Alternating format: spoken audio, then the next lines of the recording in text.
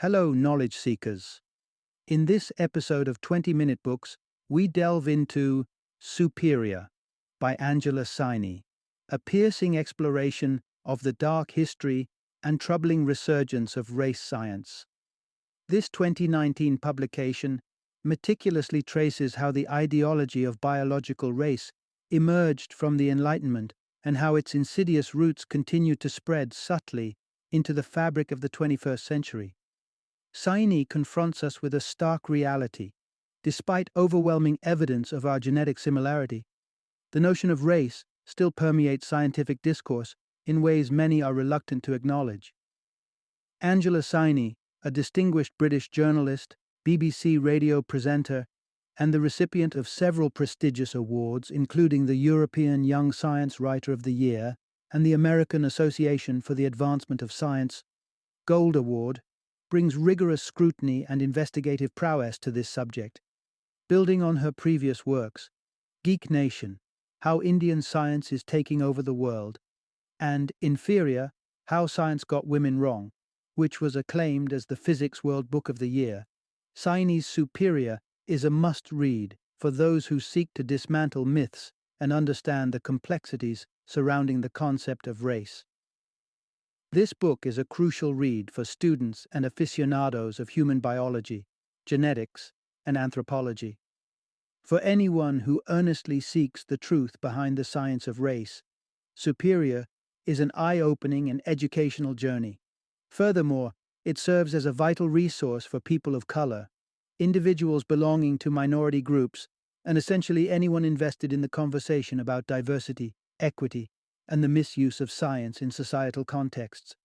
Join us as we unpack the challenging and thought-provoking contents of Superior, reminding us of the scientific responsibility to transcend prejudice and the shared journey towards a more enlightened understanding of human diversity.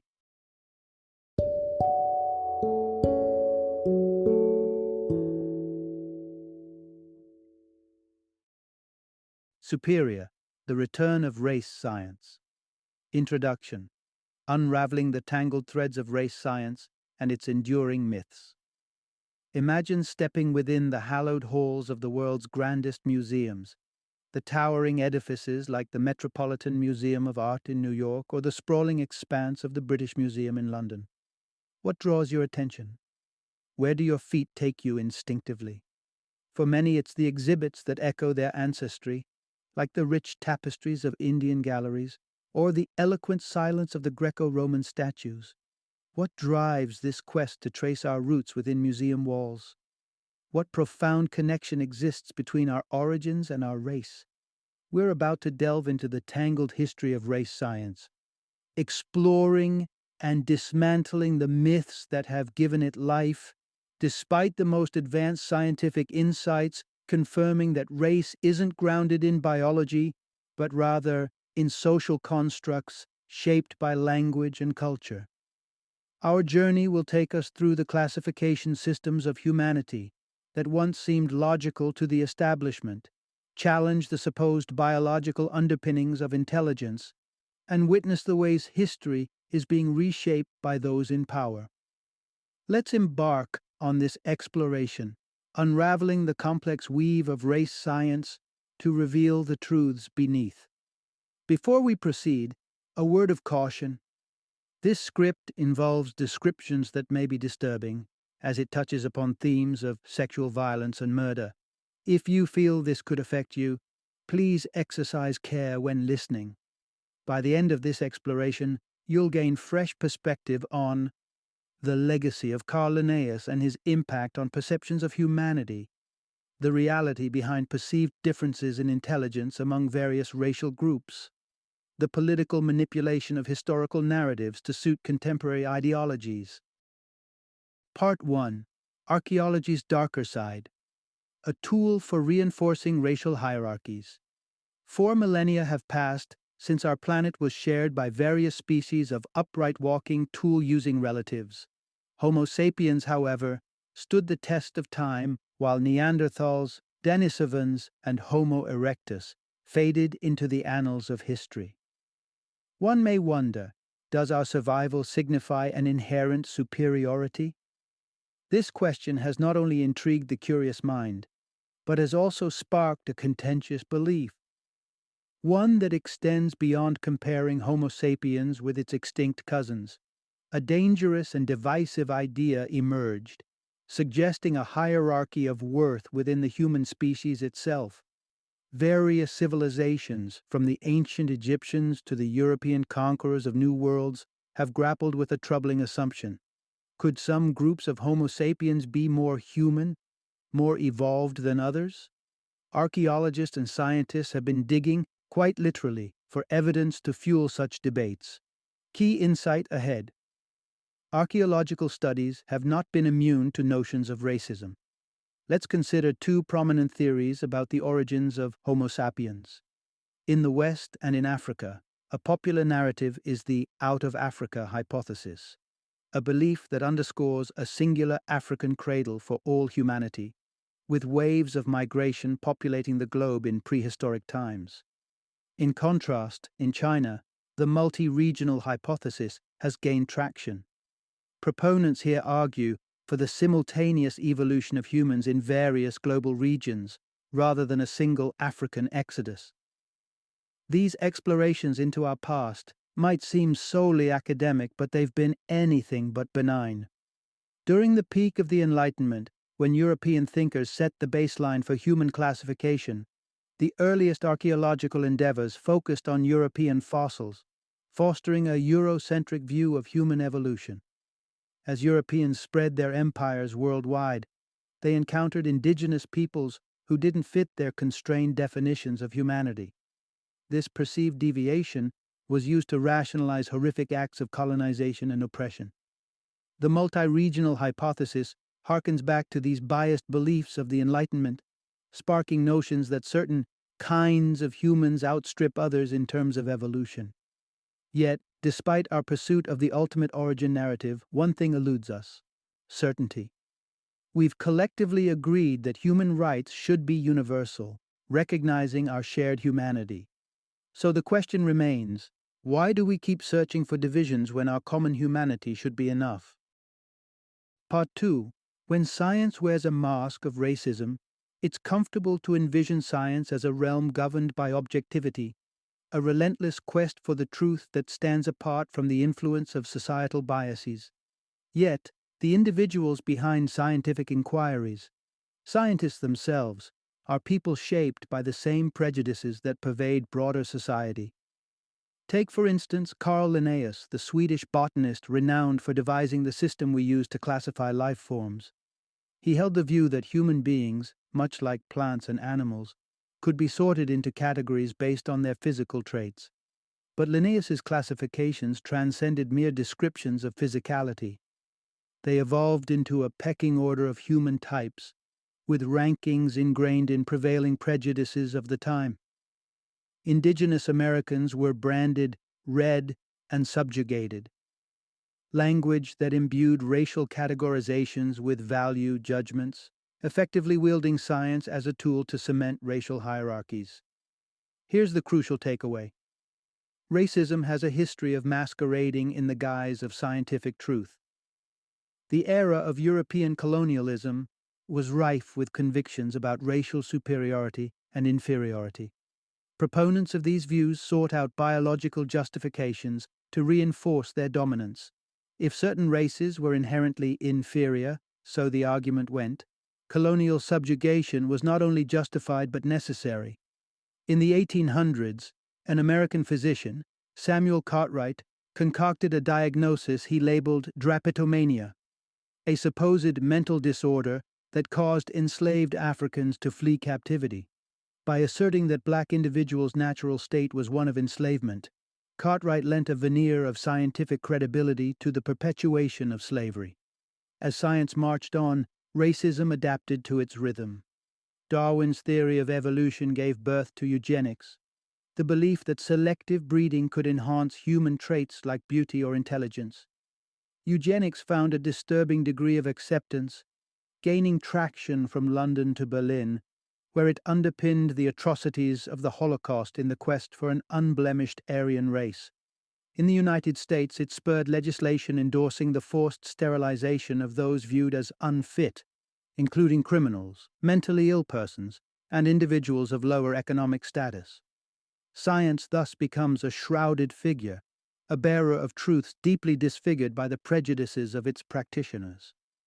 As we journey through humanity's complex relations with race, we must unmask these false prophets and rethink the genome of our society's understanding of race and science. Part 3. The Stubborn Shadows of Race Science.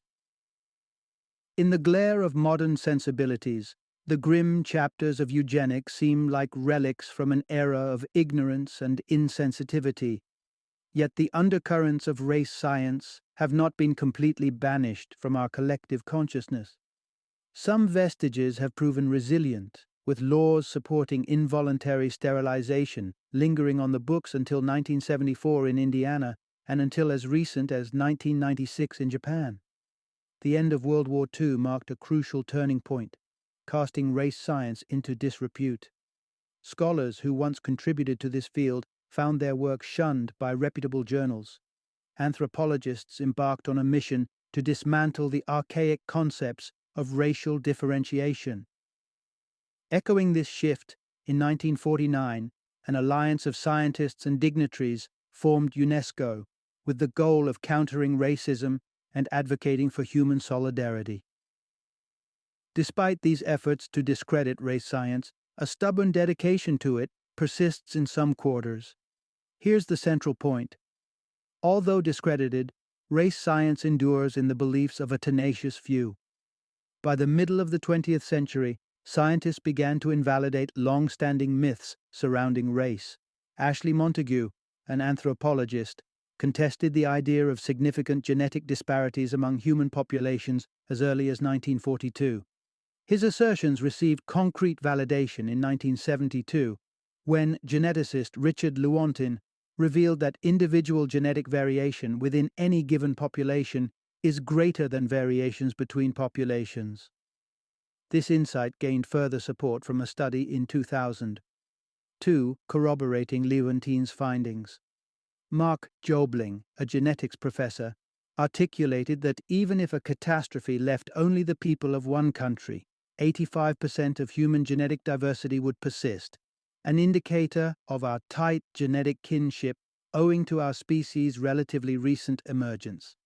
Diversities in appearance across populations are often the result of environmental adaptations and the founder effect, which signifies traits carried through migration. Yet, the desperation to find inherent biological differences between races has not vanished. Post-AICUM, World War II, race scientists veiled their inquiries under new guises, such as the study of blood types and their geographic distributions, a topic that gained traction in the 1960s. Although not all researchers on this subject harbored racist intentions, some sought to unearth racial distinctions through the prism of blood.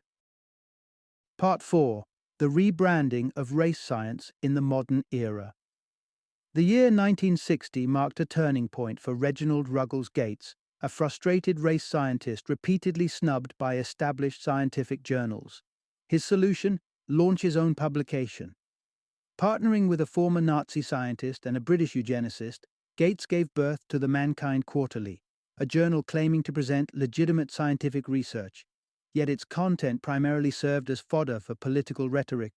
Though largely dismissed by credible scientific entities, the Mankind Quarterly carved out a niche for itself.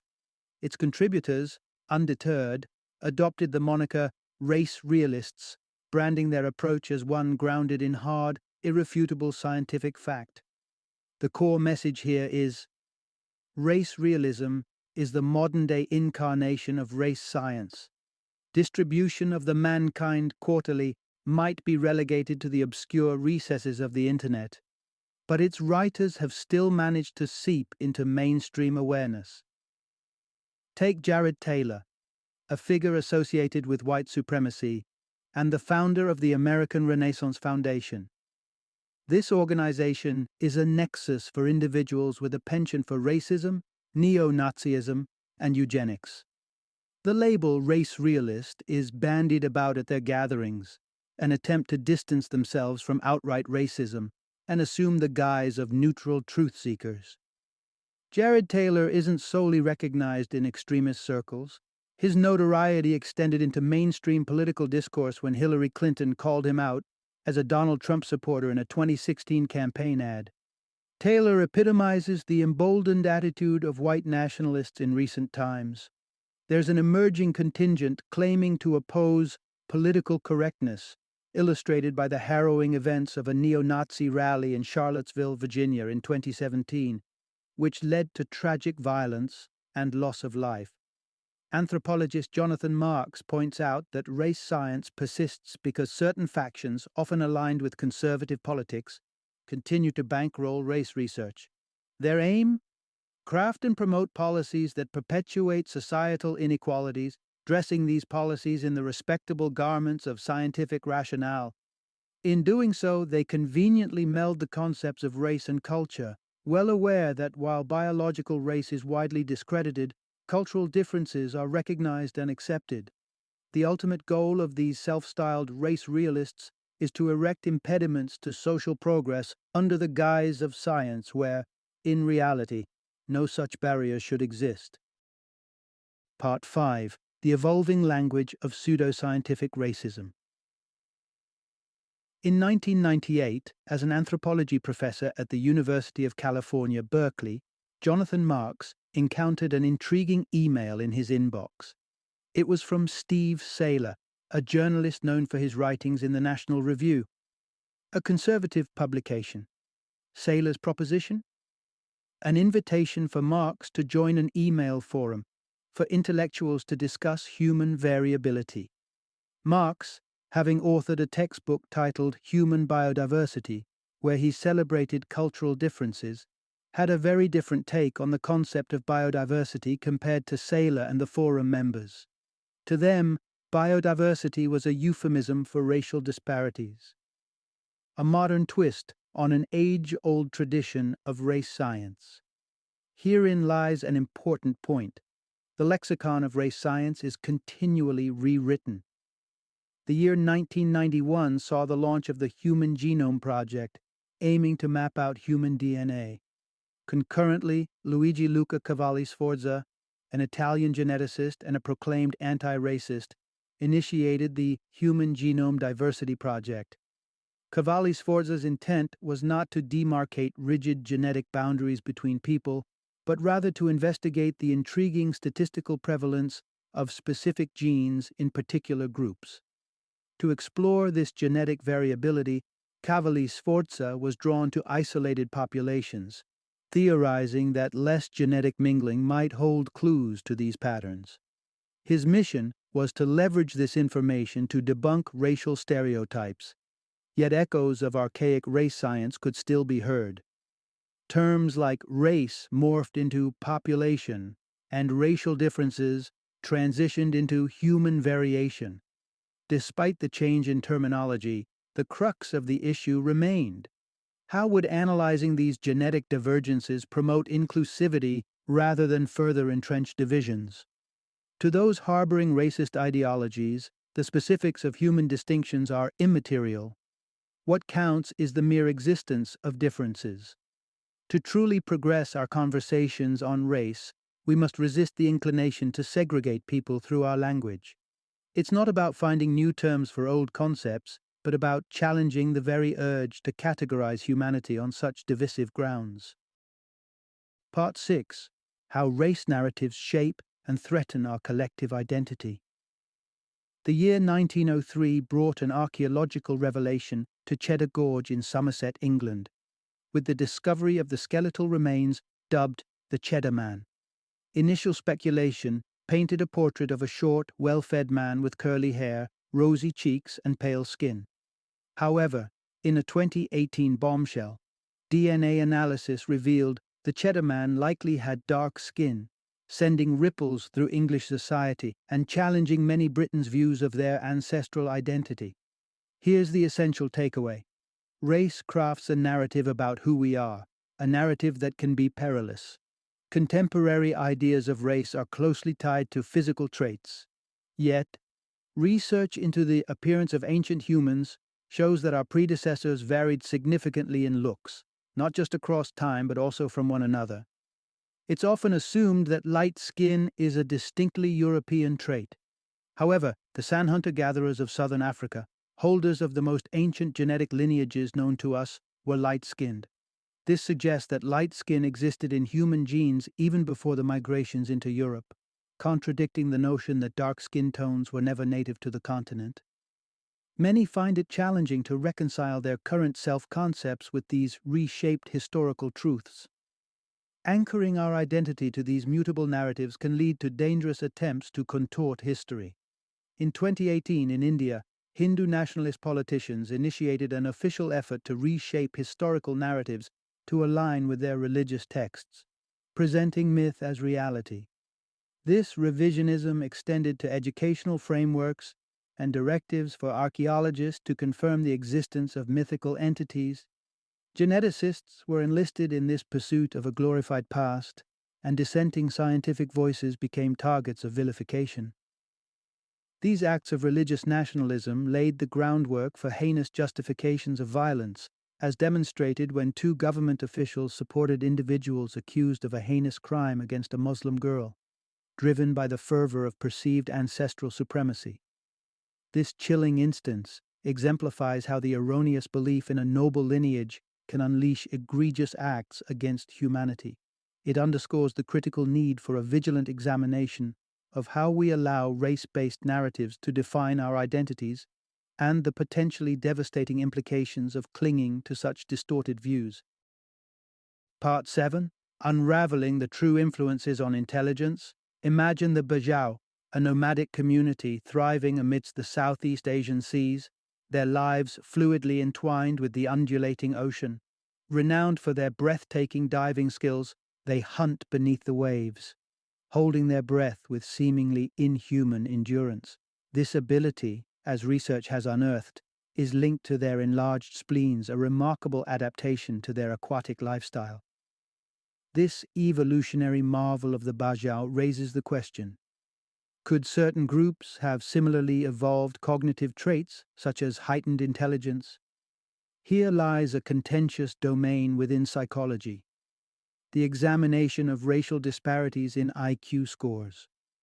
Evidence points to variations in IQ test results across different populations, both within and beyond national borders.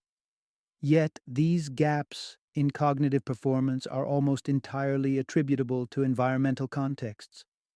The essential insight is this: environmental conditions, far more than genetic makeup, determine IQ levels. 20th century studies sought to decipher the inheritance of intelligence.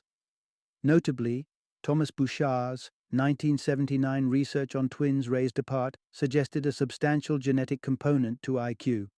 From his perspective, 70% of IQ variance was inherited, with the remaining 30% influenced by factors such as education and socioeconomic status. Advocates of racial hierarchies have clung to studies like Bouchard's, interpreting them as validation of innate intellectual disparities across racial lines. Recent scientific findings, however, challenge this narrative, indicating that familial IQ resemblances account for just a fraction, 15%, of the variance. The environment's role cannot be overstated in shaping intellectual capabilities. Consider the United States, where economic and social disparities starkly delineate the lives of Black and white Americans. Research has shown that Black children adopted by middle-class white families achieve IQ scores markedly higher than those in Black families by an average of 13 points, a testament to the implications of socioeconomic privilege, which has traditionally favored white Americans, on cognitive development. So it seems that socioeconomic standing wields a more profound influence on intelligence than race. This is evident in the United Kingdom, where despite the overall societal advantages of being white, it is working-class white boys who consistently notch the lowest IQ scores. Thus, the landscape of intelligence is sculpted not by the genetics of race, but by the terrain of environmental opportunity and challenge. Part 8. The persistent myth of genetic fate in medicine and biology. Gregor Mendel, the Austrian scientist who crossbred pea plants, laid the groundwork for modern genetics. However, what is less known is how his insights have also cast a long shadow over the study of race. Mendel's experiments implied that genes trump environment in determining an organism's fate, a perfect example of genetic determinism. Yet Mendel's experiments, conducted under idealized conditions with hand-picked subjects, lack the messiness that infuses real-life scenarios. Although the limitations of his work are recognized today, the lingering belief in genetic determinism, that our genes dictate our destinies, remains influential. Here's the crux of the matter. Genetic determinism continues to exert undue influence in healthcare and biological sciences. Despite all evidence to the contrary, notions that race has a biological basis persist, particularly in the realm of health. Consider schizophrenia. In the UK, it is often labeled as a black disease due to higher diagnosis rates among people of black Caribbean descent. Yet, a comprehensive study uncovered only a minuscule genetic susceptibility to the disorder. Other illnesses, too, are mistakenly ascribed to specific races, ignoring the actual environmental factors at play. Hypertension is one such condition which, although more prevalent in black Americans, is not a black disease, considering the low hypertension rates in Africa. Stress induced by racial dynamics in the US or dietary habits should be scrutinized instead. In an era where people are enthralled by the simplicity of biological determinism, there remains a reluctance to confront the societal factors at play in health disparities. The comforting narrative that health outcomes are written in our genes absolves society of fault, shifting the blame onto genetic destiny. But to get to the heart of the matter, it's imperative to address the real culprits: systemic racism, pervasive bias, and our collective obsession with categorizing humanity. Only then can we foster a healthcare system that is truly informed by realities rather than obscured by myths. Final summary. The narrative of race science has a long and troubled history, gaining momentum during the Enlightenment era and holding sway well into the 20th century. Its most sinister permutation, eugenics, played a key role in the horrors of the Holocaust, marking a turning point leading to its widespread disavowal post-World War II.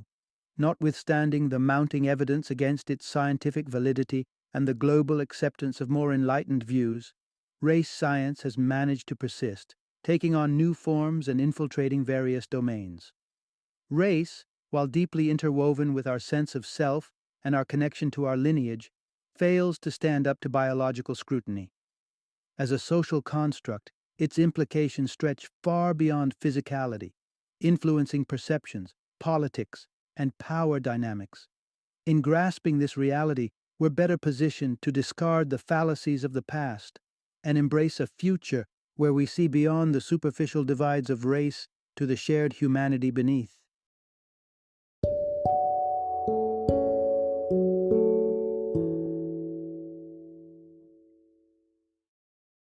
Thank you for joining me today on this journey of learning and discovery as we explored the insights of another thought-provoking book in our growing library of knowledge. If you've enjoyed our time together, please take a moment to follow our podcast, give us a 5-star rating, and share 20-minute books with other knowledge seekers. Your support truly means a lot. Don't forget to join me again in the next episode, where we will delve into another enriching book. Until then, happy reading and happy listening.